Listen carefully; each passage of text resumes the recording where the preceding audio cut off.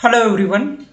आज आपण ब्रिज कोर्सच्या अंतर्गत इयत्ता 8वी विषय विज्ञान यावर आधारित कृतीपत्रिका क्रमांक 12 ही समजून घेणार आहोत. त्याचबरोबर या कृतीपत्रिकेवर आधारित जो काही सराव संच आहे तो या व्हिडिओच्या माध्यमातून सोडवून घेणार आहोत.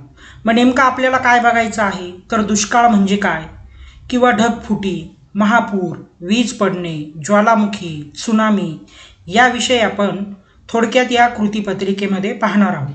मग नेमकं दुष्काळ म्हणजे काय तर बघा, अन्नधान्याच्या व पाण्याच्या तीव्र तुटवड्यामुळे जी काही परिस्थिती निर्माण होत असते त्याला दुष्काळ म्हणत असतात.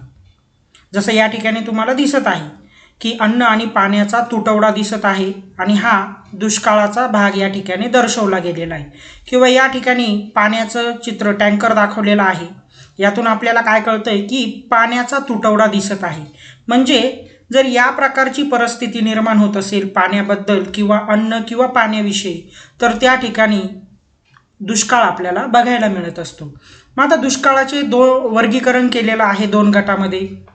एक आहे सौम्य दुष्काळ आणि दुसरं आहे तीव्र दुष्काळ. आता सौम्य दुष्काळ म्हणजे काय थोडक्यात की अन्न किंवा पाण्याचं जे काही तुटवडा आहे त्याचं प्रमाण थोडंसं कमी असतं, त्याला आपण त्या ठिकाणी सौम्य दुष्काळ म्हणूया.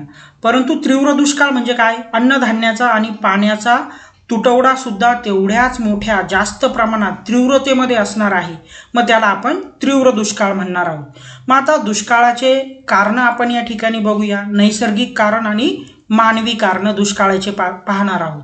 मग आता नैसर्गिक कारणं कोणती आहेत, मग अवर्षण, अतिवृष्टी, पुरात पीक वाहून जाणं, पिकांचं नुकसान होणं किंवा पर्यावरणातील बदल, तापमानातील बदल, वादळे, थंड हवा, धुके, प्राण्यांकडून होणारा पिकांचा नाश, पिकांवर पडणारी कीड, रोग, टोळधाड, उंदीर, घुशी, भूकंप या सगळी जी काही कारणं आहेत ही दुष्काळाची कारणं आहेत आणि ही नैसर्गिक कारणं आहेत. आणि ही कारणं जेव्हा जेव्हा बघायला मिळतात त्या वेळेला आपल्याला दुष्काळाशी सामना करावा लागत असतो. त्यानंतर मानवी कारणं बघा, युद्ध असेल, अंतर्गत अशांतता असेल, वाहतुकीच्या मार्गाचा अभाव असेल, लोकसंख्येचे बेसुमार वाढ या कारणाने सुद्धा दुष्काळ बघायला मिळत असतो. मग ही दुष्काळाची कारणं आपल्याला लक्षात ठेवायची आहेत. दुष्काळ म्हणजे काय आपण थोडक्यात बघितलेलंच आहे. आता या ठिकाणी थोडा विचार करा म्हटलेले, वरील दुष्काळाची कारणे विचारात घेऊन त्यांची तीव्रता कमी करण्याचे उपाय सुचवा. मग आता तीव्रता जर या दुष्काळांची कमी करायची असेल तर मग आता मानवी कारणामध्ये युद्ध जर झाली नाही तर आपोआपच काय होणार आहे, त्या ठिकाणी दुष्काळग्रस्त वातावरण बघायला मिळणार नाही किंवा परिस्थिती बघायला मिळणार नाही. त्याचबरोबर लोकसंख्येला जर कुठेतरी आपण अटकाव घातला तर त्या ठिकाणी दुष्काळ आपल्याला बघायला मिळणार नाही.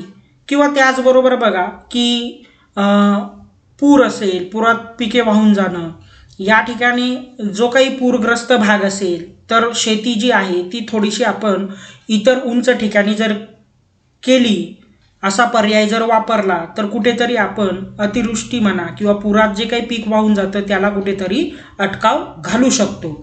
मग असे छोटे छोटे जर आपण उपाय करण्याचा प्रयत्न केला तर याला आपण थांबवू शकतो. पण पूर्णतः याला थांबवणं शक्य नाही आहे, हे आपल्या सर्वांनाच माहिती आहे, पण आपण प्रयत्न करू शकतो.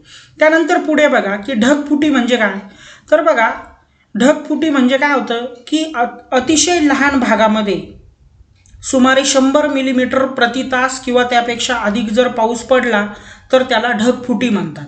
मग एखाद्या छोट्याशा परिसरामध्ये किंवा परिस्थितीमध्ये अचानक जर एका तासामध्ये 100 मिलीमीटरपेक्षा जर जास्त पाऊस झाला तर त्याला आपण ढगफुटी म्हणतो.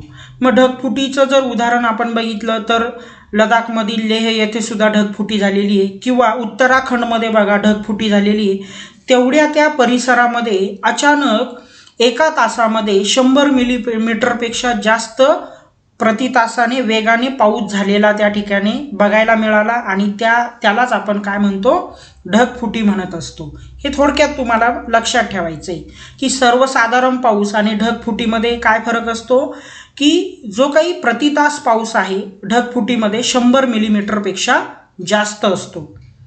मग जसं तुम्हाला माहिती आहे का, मग 6 ऑगस्ट 2010 रोजी अशी ढगफुटी लडाखमधील लेह येथे झाली होती. 26 जुलै 2005 रोजी मुंबईमध्ये झालेली ढगफुटी घटनेत त्या दिवशी 8 ते 10 तासामध्ये सुमारे 950 मिलीमीटर म्हणजे 37 इंच इतका पाऊस पडला होता आणि संपूर्ण मुंबई जलमय झाली होती. उत्तराखंडमध्ये असाच प्रकार झालेला होता की त्या एका तासामध्ये जवळपास 500 ते 600 मिलीमीटर पाऊस झालेला होता आणि त्यामुळे सर्व त्या ठिकाणची परिस्थिती ही जलमय बघायला मिळाली.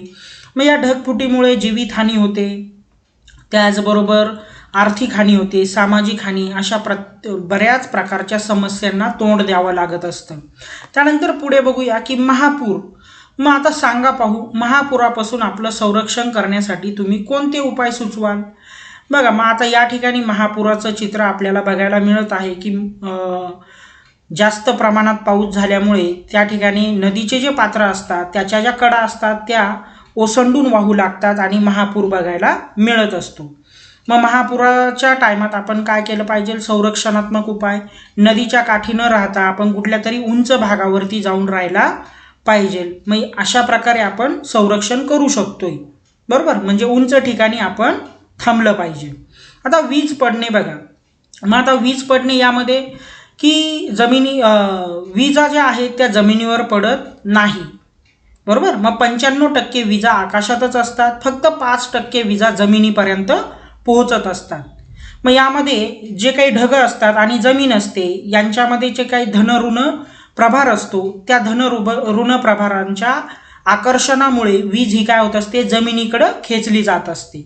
मग शक्यतो 95% विजा ज्या आहेत त्या आकाशातच पडत असतात, मात्र त्यापैकी 5% विजा ज्या आहेत त्या जमिनीवर आकर्षित होत असतात आणि मग त्या पडत असतात. जे काही वीज असते, वीज पडल्यामुळे जवळपास सूर्याच्या तापमानापेक्षा जास्त तापमान विजेचं असतं. त्यामुळे वीज पडल्यानंतर झाड पडू शकतं, एखादं घर पडू शकतं किंवा एखाद्या जनावराची किंवा मानवाची जीवितहानी होऊ शकते. त्यामुळे वीज पडत असेल तर आपण सुरक्षित काळजी घेतली पाहिजे. झाडाखाली उभं आपण राहायला नको, मोकळ्या मैदानात आपण उभं राहायला नको, आपण कुठल्या तरी बंदिस्त खोलीमध्ये म्हणा किंवा ठिकाणी थांबलं पाहिजे. वीज पडत असताना ही काळजी आपण घेतली पाहिजे. आता पुढे बघा, सांगा पाहू, आकाशात वीज कडकडत असताना तुम्ही काय दक्षता घ्याल? मी आत्ताच सांगितलं की आपण काय केलं पाहिजे? कुठल्या तरी बंदिस्त ठिकाणी थांबलं पाहिजे. उघड्यावर अजिबात थांबता कामा नये किंवा झाडाखाली थांबता कामा नाही, कारण की झाड आणि वीज यांच्यामध्ये आकर्षण होऊन नेहमी बऱ्याच वेळेस झाडावर वीज पडत असते. त्यामुळे झाडाखाली आपण थांबता कामा नाही, बंदिस्त ठिकाणी आपण कुठेतरी थांबलं पाहिजे. आता त्यानंतर ज्वालामुखी बघा. मग आता ज्वालामुखी हा जमिनीच्या भूगर्भामध्ये घडणारी घटना आहे. मग ज्यावेळेस ज्वालामुखी त्याचबरोबर एक नैसर्गिक पण घटना आहे. मग पृथ्वीच्या अंतर्गत भागात उष्णता असते, मग भूअंतर्गत भागातून भूपृष्ठाकडे किंवा पृष्ठभागावर तप्त पदार्थांच्या हालचाली सतत होत असतात. मग त्यामुळे काही वेळा भूकवचाखाली घन, द्रव आणि वायू पदार्थ भूकवचाकडे ढकलले जातात, म्हणजे जमिनीच्या वर ढकलले जातात. मग हे पदार्थ भूकवचातून बाहेर पडण्यासाठी त्यांचा उद्रेक होत असतो आणि तो उद्रेक झाला की त्या ठिकाणी आपल्याला ज्वालामुखी पाहायला मिळत असतो. मग ज्वालामुखीचे परिणाम काय आहेत? तर बघा, डोंगर किंवा टेकड्यांची निर्मिती ही ज्वालामुखीमुळे होत असते. वातावरणीय प्रदूषण ज्वालामुखीमुळे होतं. अचानक मोठ्या प्रमाणात पाऊस पडणं कधी ज्वालामुखीमुळेच होतं. तापमान वाढ सुद्धा ज्वालामुखीमुळेच होतं. जंगल, वस्त्या गाडल्या जातात, हे सुद्धा ज्वालामुखीमुळेच होत असतं. जसं की माळीण दुर्घटना आपल्याला आठवत असेल की त्या टायमामध्ये भूस्खलन झाल्यामुळे पूर्णच्या पूर्ण गाव जमिनीच्या खाली गाडलं गेलं. मग आता इथे ज्वालामुखीचं कारण नव्हतं, भूस्खलन होतं, परंतु ज्वालामुखीच्या प्रमाणेच सुद्धा भूस्खलनात वस्त्या गाडल्या जातात आणि ज्वालामुखीमध्ये सुद्धा वस्ती पूर्णपणे गाडली जाऊ शकते किंवा त्या ठिकाणी जंगल पूर्ण नाश होऊ शकतो. मग ही ज्वालामुखीची थोडक्यात कारणं आपल्याला लक्षात ठेवायची आहेत. त्यानंतर त्सुनामी बघा.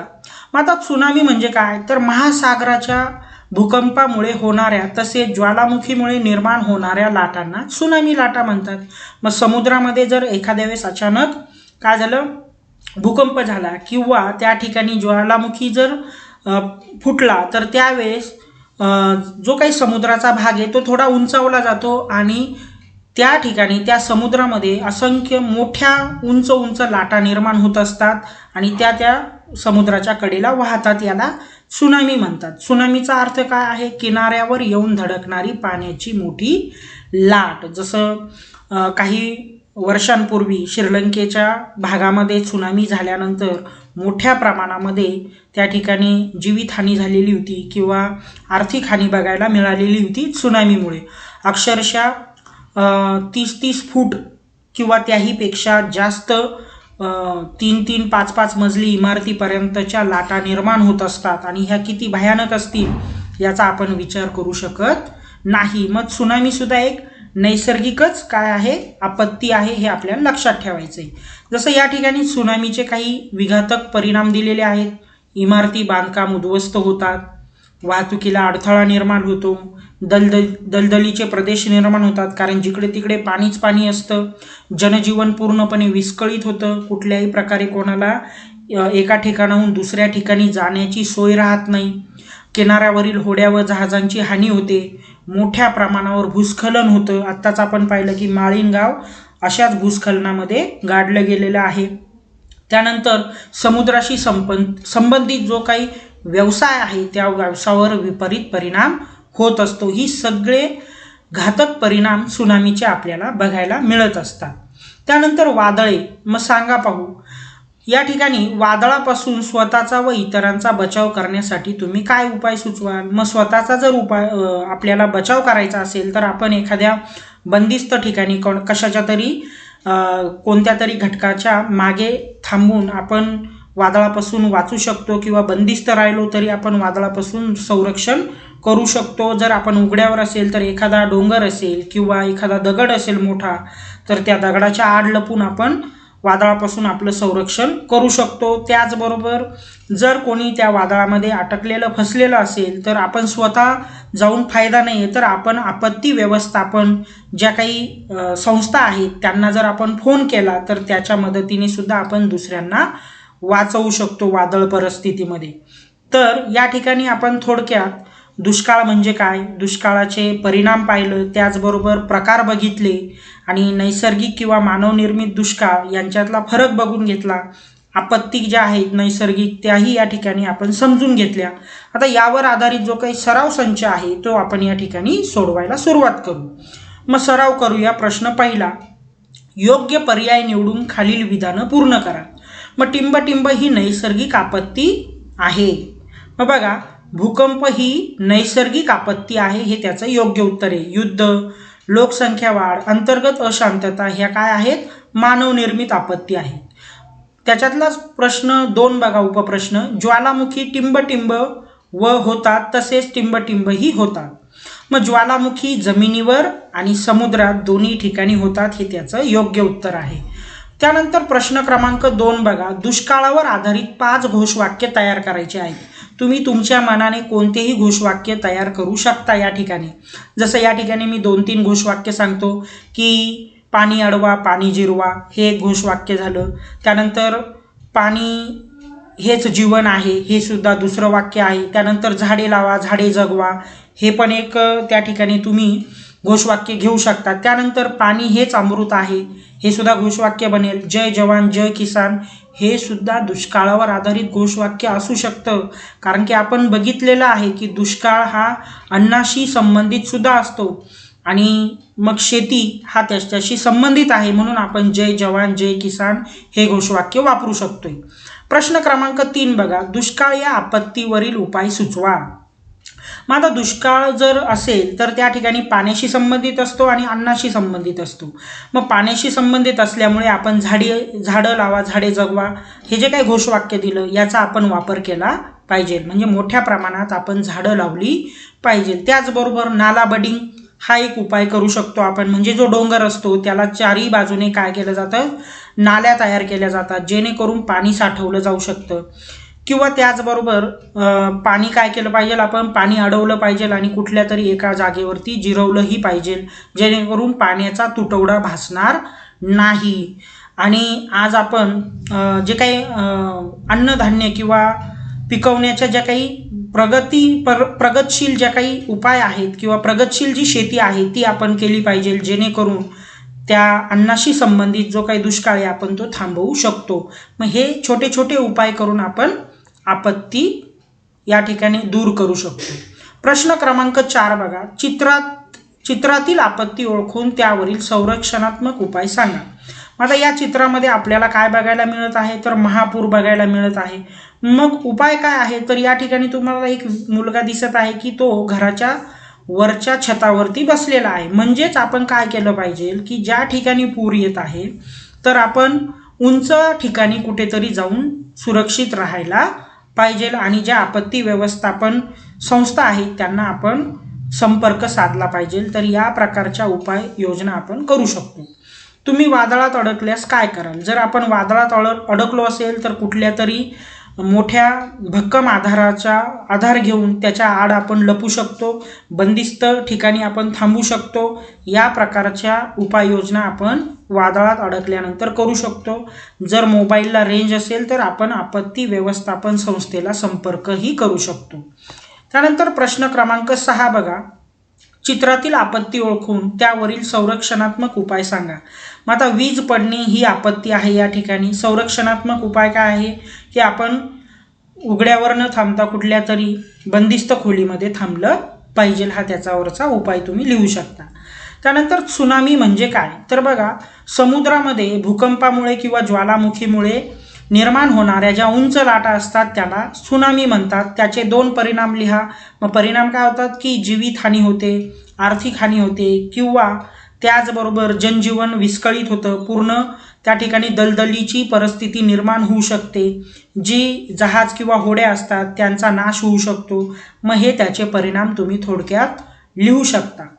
तर अशा पद्धतीने आपण कृतीपत्रिका क्रमांक 12 ही समजून घेतली आणि त्यावर आधारित जो काही सराव संच आहे तो या व्हिडिओच्या माध्यमातून सोडवून घेतलेला आहे. मग अशाच प्रकारचे सोडवलेले सराव संच पाहण्यासाठी किंवा कृतीपत्रिका बघण्यासाठी या व्हिडिओला लाईक आणि सबस्क्राईब करा. Thank you very much.